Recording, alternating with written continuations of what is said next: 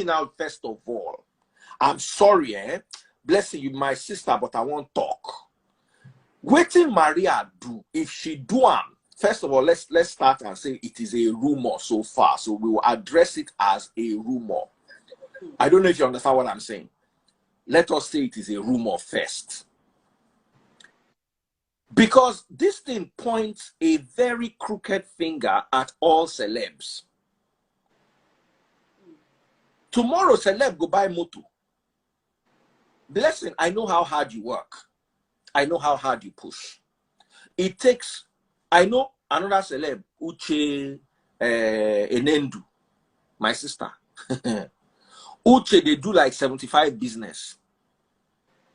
I know many women who are celebs, who are artists, who work till their bones. Some of them know they sleep. But it just takes one woman to get a hoe and go into the garden to hoe, and then all women are gardeners with hoes. Just one. And this casts a very dark shadow on, oh, okay, when they go Dubai. Now, what are they go do for Dubai with this? I want to just hear Dubai now. Right now, No, they go to Dubai. She followed me there. Now me carry and go before I begin. Before I begin, because that Dubai now can't they fear the Dubai. I swear. You don't bless before I even talk plenty. What is your take in this? People actually sent me the message.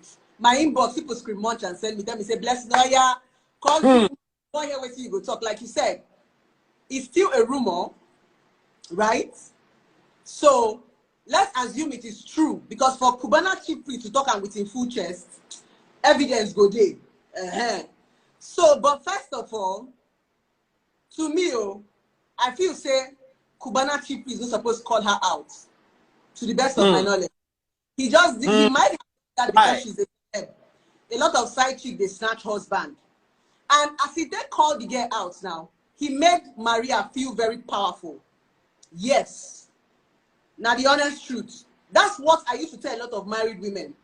Now them they give side chick power. Trust me.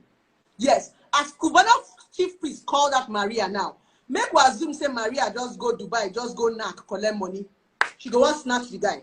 She go say, hey, because do you understand my point? She would equally want to snatch, because most times these side chicks sleep around with other people's husband. They don't even intend to snatch you. But the moment they go now, she feel vex. Say, okay, since now don't call me out. Blessing. She don't. He said, according to his statement, that she threatened the wife.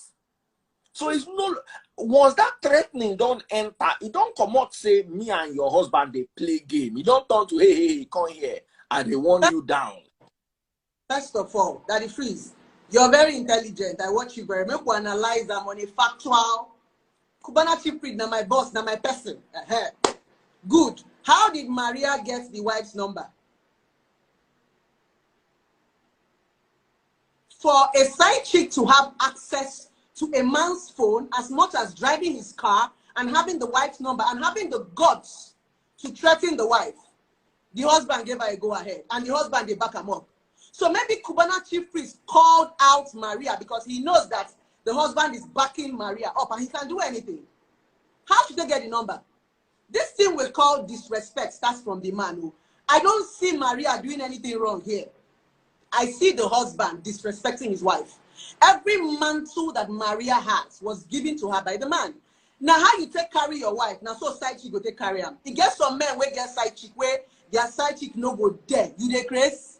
Call my wife. But for her to call his wife and threaten his wife, the man go don't give him some assurance. Something they knock drum for the girl when they give him gods. Do you understand? So she even took the guy's car, posted it on her snap, posted money. She posted them now. She posted them for her story. She get liver. So for her to get that kind of liver with no shame, the guy don't give him some assurance now. So leave him.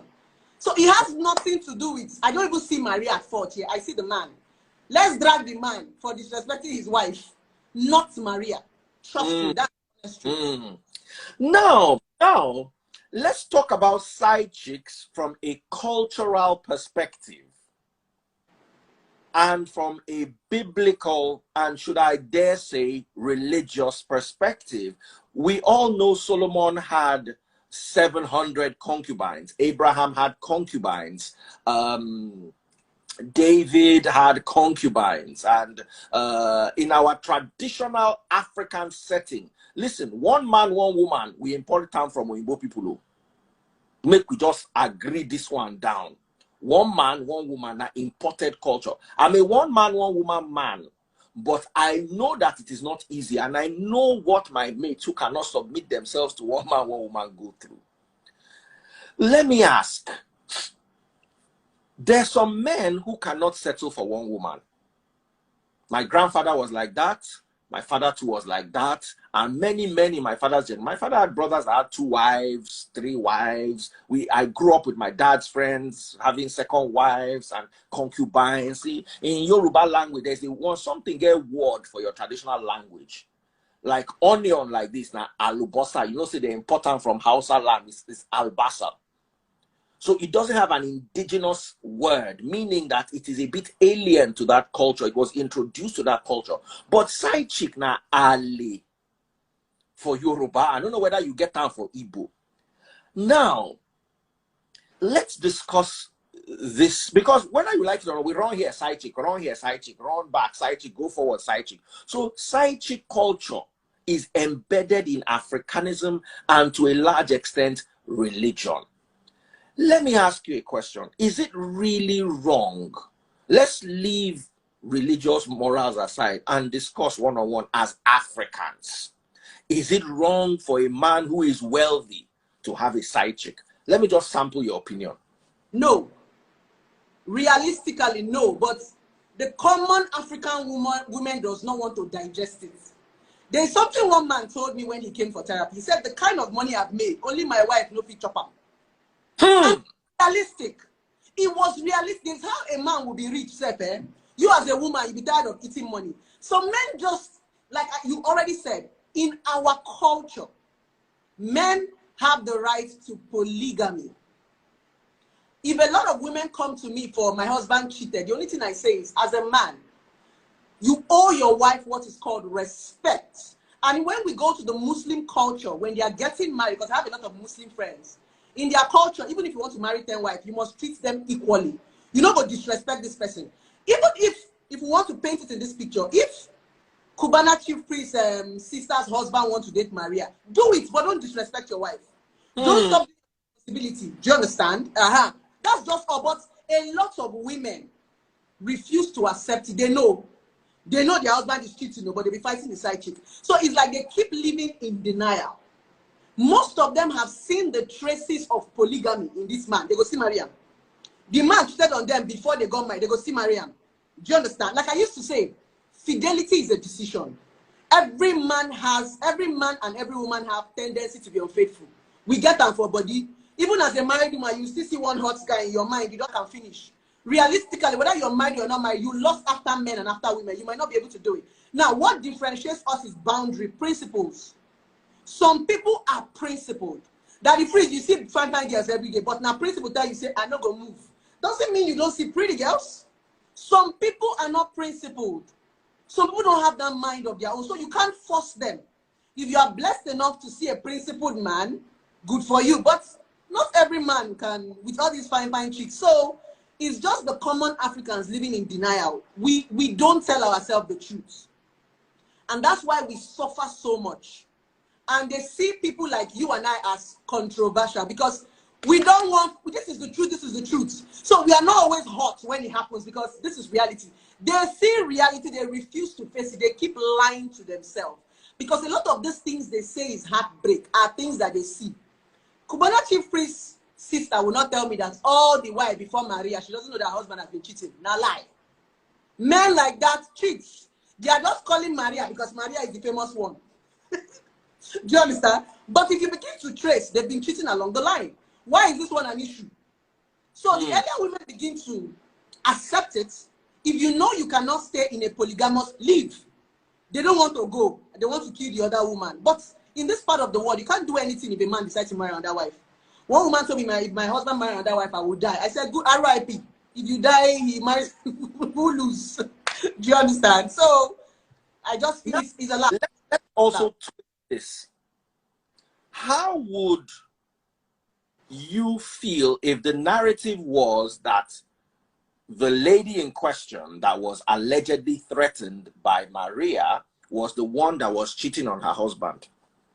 How would the narrative be? Because you know now it is man cheats on wife. It's okay. There are so many. But what would now happen if it was the other way around? If it was the woman that had a side bubble and the side bubble called the brother Kevin out and said, brother Kevin, I see you for this downtown and waiting, I will use your eye, do you not go like him. How would you, as a therapist, judge the matter? This is how I defined it. The reason why is as if when a man cheats, it's easy to talk about it and let it go. Is because men are givers by nature. A man can cheat and still go back to his wife and his children. If probably not for, even with all this drama, this man might still go back home and go and tell his wife, sorry, we'll not hear that one. Men cheat physically. Women cheat emotionally. When a woman starts to cheat, she's gone. That's why it hurts more. Yes, that's the honest truth. When woman don't begin, she cheat with her. Oh, but man, if you just see big and just one knock, they go. Then go still go back and go tell your wife, say, I love you. I think that is why it is more depth for men. So it's not like the pain is different, but a woman's body is like a temple. You collect, you keep. A man gives. He don't need to be sharing this, but a woman is collecting. So I think it's a society for us, right? And in this, and the truth about it is, cheating affects women more than men. That's the honest truth. Whether we want to take it to the Western world or we bring it to this part of the world, cheating affects women more than men. Because, like I said, our body is a temple. We collect, we keep so many things. And when you keep so many things, like when you have just like when you have too many body counts, you'll be confused. Like I said, women are emotional beings, right? Once you start to have a woman and you do it well, she starts to love you. But there's no amount of good sex you give a man. If not, all their shower for don't marry your husband. Do you understand where I'm coming from? I get you. I get you. Let's take a look at this, for instance. Some women, I believe, have also lost their emotions and their conscience. You get the way you go, they do it for $5,000, $10,000. By the time you don't do like 5, 10, 15, you don't go get conscience again. You got emotion, you go don't commot arm for the equation. So it becomes a business deal. If not, Ashawo to go, they fall in love with a customer. We are talking about women who cheat, not Ashawo that sleep for money. Cheating is different from prostitution. Some people cheat because I like you. Some people cheat. Some people are sleeping around for business. Let's not mistake the both of them. I can be in a relationship right now and cheat because maybe something is missing in my relationship. My husband is not always around. My husband is not this. And I just see a guy and I fall. Then I'm sleeping around with a man for money. They are two different things. When I'm sleeping around with a man for money, there is no emotion. It's business. I don't feel anything. So let's not mistake a cheating woman for a prostitute. They are two different. Do you understand? So they are two different narratives. They're not the same at all. They're not. My darling sister, thank you so much for this expertise. You're welcome. If people have emotional problems, how do they get in touch with you? Women and counseling. Yeah, I have an office in Enugu, number 8 Ugwaba Street, Independence Layout. And we're also opening an office in Lagos very soon, by the special grace of God. So you can walk into our office, or we have online therapy if you want to talk. How did you get into your own details? It's not expensive, it's very affordable. So you pay for consultation. All right, guys. Thank you so much, Blessing. And remember, guys, if you're going through something and you need to talk to someone, Blessing is right here for you. Take care, my darling sister. Thanks for hopping up at such a short notice. And